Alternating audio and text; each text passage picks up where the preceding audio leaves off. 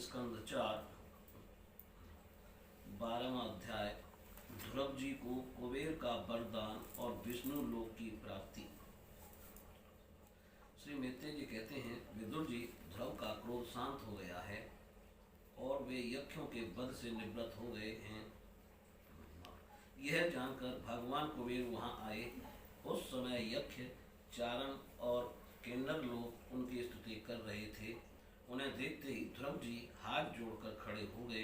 तब कुबेर ने कहा, श्री कुबेर जी बोले, शुद्ध हृदय क्षत्रिय कुमार, तुमने अपने दादा के उपदेश से ऐसा दुरुस्त तज्य वैर त्याग दिया, इससे मैं तुम पर भाव प्रसन्न हूँ। वास्तव में ना तुमने यक्षों को मारा है और ना यक्षों ने तुम्हारे भाई को। समस्त जीवों की उत्पत्ति और विनाश का कारण तो एकमात्र काल ही है। यह मैं तू आज मिथ्या बुद्धि तो जीव को अज्ञान व स्वप्न के समान शरीर आदि को ही आत्मा मानने से उत्पन्न होती है।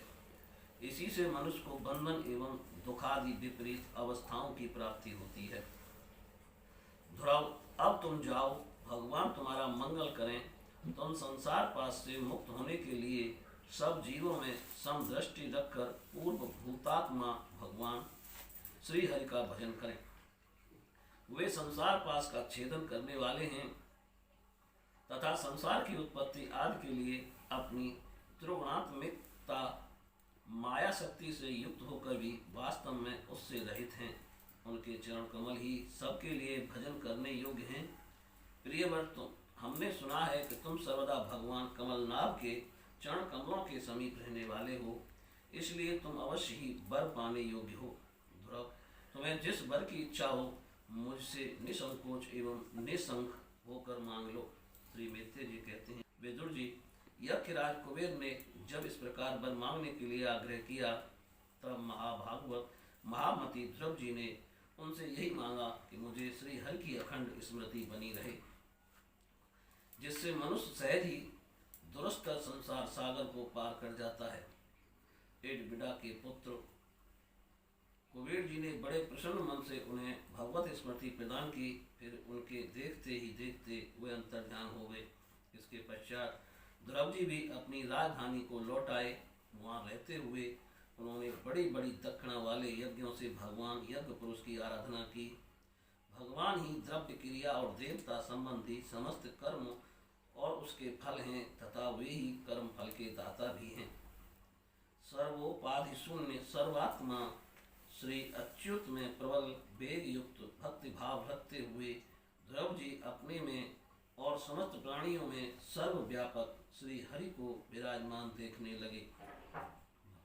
ध्रुव जी बड़े ही शील संपन्न, ब्राह्मण भक्त, दीन वत्सल और धर्म मर्यादा के रक्षक थे। उनकी प्रजा उन्हें साक्षात पिता के समान मानती थी। इस प्रकार तरह तरह के ऐश्वर्य भोग से पुण्य का और भोगों के त्याग पूर्वक यज्ञादि कर्मों के अनुष्ठान से पाप का क्षय करते हुए उन्होंने 36,000 वर्ष तक पृथ्वी का शासन किया। जितेंद्रिय महात्मा ध्रुव ने इसी तरह अर्थ, धर्म और काम के संपादन में बहुत से वर्ष बिताकर अपने पुत्र उत्कल को राज सिंहासन सौंप दिया। इस संपूर्ण दृश्य प्रपंच को अविद्या रचित स्वप्न और गंधर्व नगर के समान माया से अपने में ही कल्पित मानकर और यह समझकर कि शरीर, स्त्री, पुत्र, मित्र, सेना, भरा पूरा खजाना, जनाने, महल, सुरम्य विहार भूमि और समुद्र पर्यंत भूमंडल का राज्य, ये सभी काल के गाल में पड़े हुए हैं। वे बद्रिकाश्रम को चले गए। वहां उन्होंने पवित्र जल में स्नान कर इंद्रियों को विशुद्ध शांत किया। फिर स्थिर आसन से बैठकर प्राणायाम द्वारा वायु को बस में किया।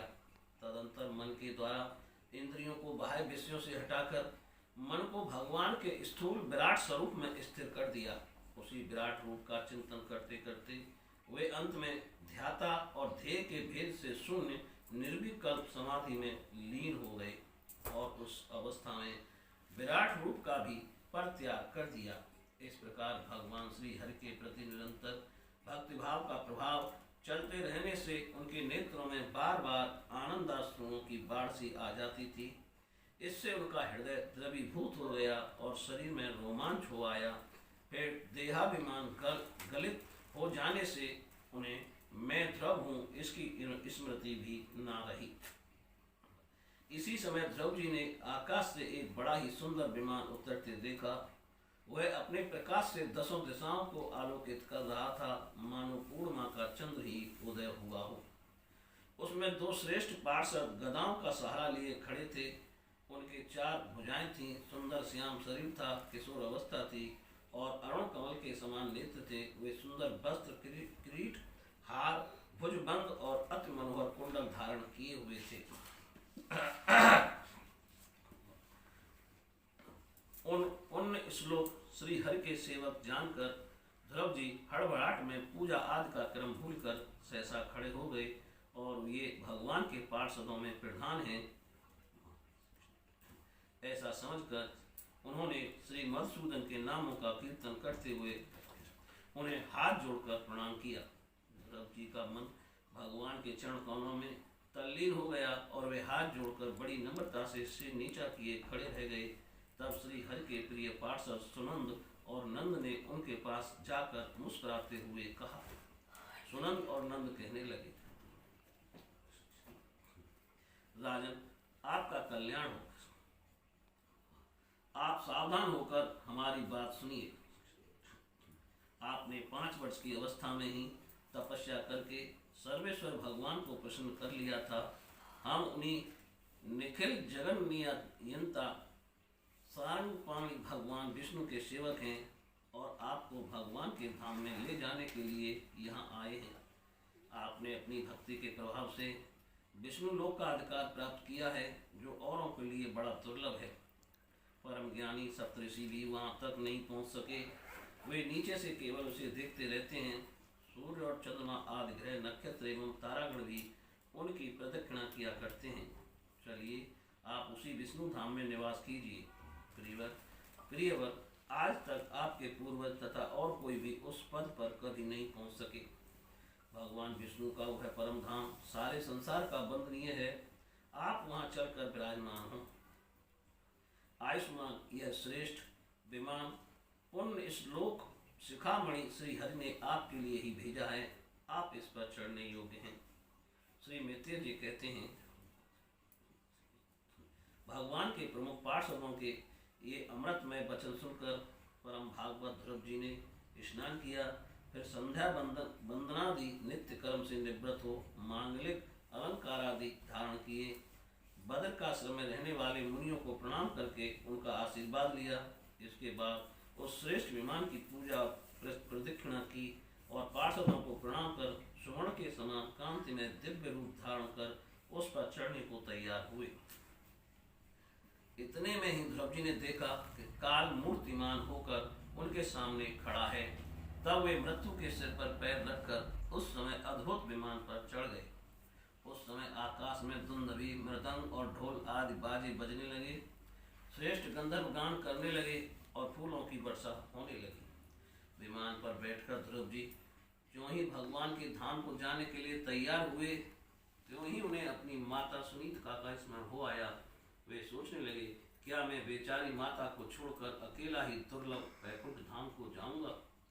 नंद और सुनंद ने ध्रुव के हृदय की बात जानकर उन्हें दिखलाया कि देवी सुनीति आगे आगे दूसरे विमान पर जा रही हैं। उन्होंने क्रमशः सूर्य आदि सभी ग्रह देखे। मार्ग में जहाँ तहाँ विमानों पर बैठे हुए देवता उनकी प्रशंसा करते हुए फूलों की वर्षा करते जाते थे। उस दिव्य विमान पर बैठकर ध्रुव जी त्रिलोकी को पार कर सप्तऋषि मंडल से भी ऊपर भगवान विष्णु के नित्य धाम में पहुँचे। इस प्रकार उन्होंने अविचल गति प्राप्त की। यह दिव्य धाम अपने ही प्रकाश से प्रकाशित है। इसी के प्रकाश से तीनों लोग प्रकाशित हैं। इसमें जीवों पर निर्दयता करने वाले पुरुष नहीं जा सकते।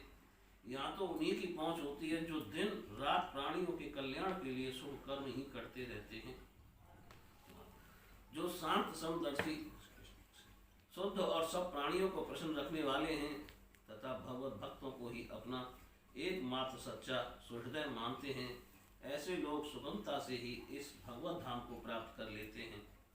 इस प्रकार उत्तानपाद के पुत्र भगवत परायण श्री ध्रुव जी तीनों लोकों के ऊपर उसकी निर्मल चूड़ामणि के समान विराजमान हुए।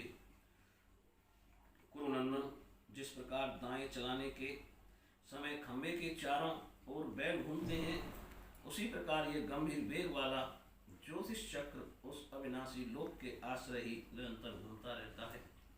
उसकी महिमा देखकर देवर्षि नारद ने प्रचेताओं की यज्ञशाला में बीड़ा बजाकर ये 3 श्लोक गाए थे।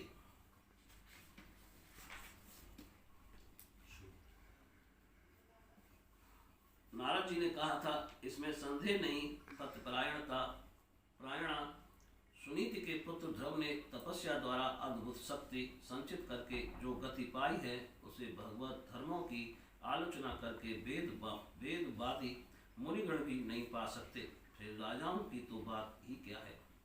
अहो, वे 5 वर्ष की अवस्था में ही सौतेली माता के बांग बाणों से मर्माहत होकर दुखी हृदय से वन में चले गए और मेरे उपदेश के अनुसार आचरण करके ही उन अजय प्रभु को जीत लिया, जो केवल अपने भक्तों के गुणों से ही वश में होते हैं। ध्रुव जी ने तो 5-6 वर्ष की अवस्था में कुछ दिनों की तपस्या से ही भगवान को प्रसन्न करके उनका परम पद प्राप्त कर लिया, किंतु उनके अधिकृत किए हुए इस पद को भूमंडल में कोई दूसरा क्षत्रिय क्या वर्षों तक तपस्या करके भी पा सकता है। श्री मैत्रेय जी कहते हैं, विदुर जी, तुमने मुझसे उदार कीर्ति ध्रुव जी के चरित्र के विषय में पूछा था, सो मैंने तुम्हें वह पूरा का पूरा सुना दिया। साधुजन इस चरित्र की बड़ी प्रशंसा करते हैं। ये धन, यश और आयु की वृद्धि करने वाला, परम पवित्र और अत्यंत मंगलमय है। इससे स्वर्ग और अविनाशी पद भी प्राप्त हो सकता है।